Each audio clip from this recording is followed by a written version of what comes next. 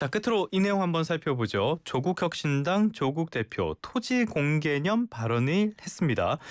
이게 대표로 재선출되자마자 이 얘기를 한 건데 토지 공개념 또 나왔어요. 이게 어떤 뜻입니까? 예, 토지 공개념은 간단히 말하면 토지는 공공자원이라는 전제에서 출발하는 개념입니다.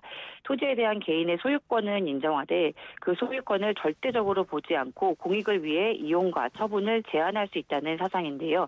19세기 미국 경제학자 헨리 루치가 1879년 진보와 빈곤이라는 책에서 현대적 의미의 토지 공개념을 제시했습니다. 산업화 시대에 자본주의가 발전하면서 토지를 단순히 소유하기만 해도 지대를 통해 얻는 불로소득이 늘어나고 빈부격차 문제가 커진다는 비판에서 출발했습니다. 헨리 조지의 문제의식, 그거는 여전히 유효하긴 하지만은 이 내용이 자꾸 다시 나오는 거 볼 때마다 조금 의아하다는 생각이 드는데요. 우리나라에서도 이전에 토지 공개념 이거 시도한 적이 있지 않습니까?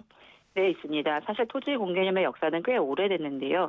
1945년 광복 이후 이승만 정권 당시 농지개혁법을 통해 헌법에 경자유전 원칙과 소작제도 금지를 명시화한 게 시작이었습니다. 1972년 박정희 정권은 유신헌법에 토지 공개념 요소를 더 구체화했고요.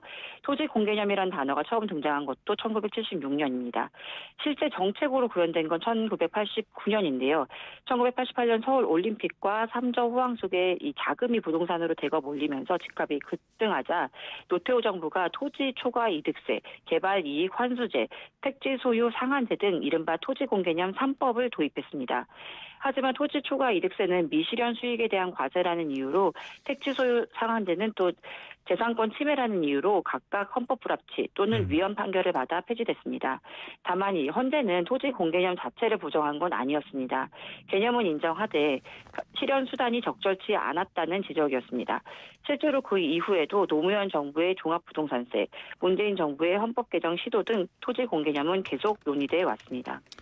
알겠습니다. 토지 공개념 아직까지 죽은 개념은 아닌데요. 어찌됐건 조국 대표가 제시한 구체적인 방안 뭐 어떻게 하겠다는 겁니까? 네, 조 대표는 용산공원을 예로 들었는데요. 미군 부대가 떠난 자리에 국민 세금으로 공원을 조성하면 인근 고가 아파트 소유자만 혜택을 보니까 공원 둘레에 100% 임대주택을 지어서 기존 아파트 가격은 크게 오르지 않으면서 고급 임대주택과 공원을 동시에 공급하자는 겁니다. 이 서초동 옛 국군정보사령부 부지 개발에도 이 같은 방식을 적용할 수 있다고 했고요. 또 부동산 가격 상승의 초과 이익을 국가가 가져가되 무조건 세금이 아니라 이런 식으로 해결하자는 주장입니다.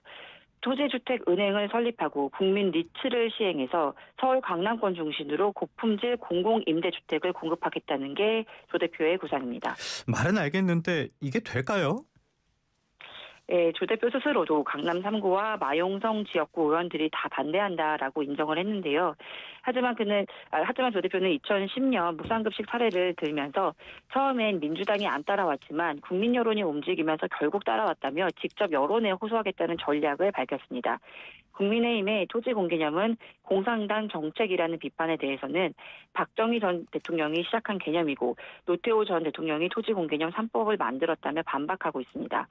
전문가들 반응은 엇갈리는데요. 한국도시연구소는 자산 격차 문제 해결을 위해 긍정적이라고 평가한 반면 일부 전문가들은 민간 자율성을 해칠 수 있고 또 국가가 토지를 매입할 비용 충당이 어렵다고 지적했습니다. 알겠습니다. 질기게 이어지는 토지 공개념 이번에 다시 나왔는데요. 아마 지지율이 떨어져가지고 지방선거를 앞두고 차별화 전략으로 꺼내든 거 아닌가 이런 평가도 나오고 있습니다. 여러 가지로 해석해볼 여지가 있는 것 같아요. 지금까지 허란 한국경제신문 기자와 함께했습니다. 오늘 말씀 고맙습니다. 네, 감사합니다.